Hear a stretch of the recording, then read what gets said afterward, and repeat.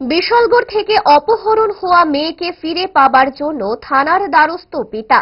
জানা যায়, বিশালগড় থানাধীন নবীনগর খুয়ারিয়া এলাকার দিলীপ পালের মেয়ে পাপিয়া পাল বুধবার সকালে খেলার জন্য সোনামুড়ার উদ্দেশ্যে যাওয়ার সময় হঠাৎ বিশালগড় থেকে পাপিয়া পালকে অপহরণ করে নিয়ে যায় পানিসাগরের ছেলে সাগর দেবনাথ।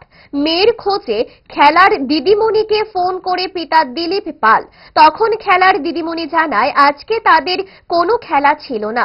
পরবর্তী সময়ে অপহরণ হওয়া মেয়েকে ফিরে পাবার জন্য বৃহস্পতিবার রাতে বিশালগড় মহিলা থানার দ্বারস্থ হন পাপিয়া পালের পিতা দিলীপ পাল।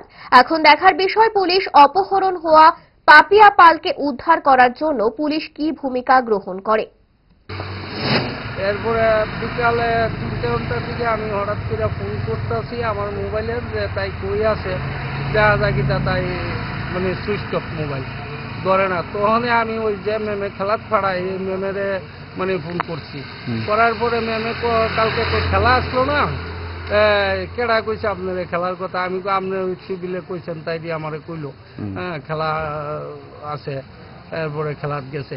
অহন তো তাই কই আছে আমি কই যাচ্ছি না, কি 400 কর না। তো ম্যাম ওইটা কইছে আমি তো কই যাচ্তাম না, তাই অনেক ফোন করিয়া দেখেন। আমি তো ফোন করছি সুইচ অফ। তারপরে তো আর পাইতাছি না, তো মহিলা থানাতে আইসি, আয়া লিখিত করছি না, মানে তার কাছে জানাইছি। জানানোর পরে তারা লিখে অভিযোগ জানাইছে। জানাইছে আমার মেয়ের আমি পাইতেছে আর কি। মানে আপনার মেয়ে কি হয়েছে? মেয়ে কিডন্যাপ হয়ে গেছে, অপহরণ হয়ে গেছে। কোন জায়গাতে হয়েছে? হইছে শুনছি তো বিশালগড় থেকে নিছে। কে নিছে? সাগর দেবনাথ ছেলের নাম। কোন জায়গার বাড়ি? বাড়ি বিলে পানিসাগর। ভালো খাবার দেখে অম্বলের কথা মনে পড়ে, তার সমাধান 5 দশক ধরে গ্যাস, অম্বল ও পেটের সমস্যার একমাত্র সমাধান গ্যাস নল।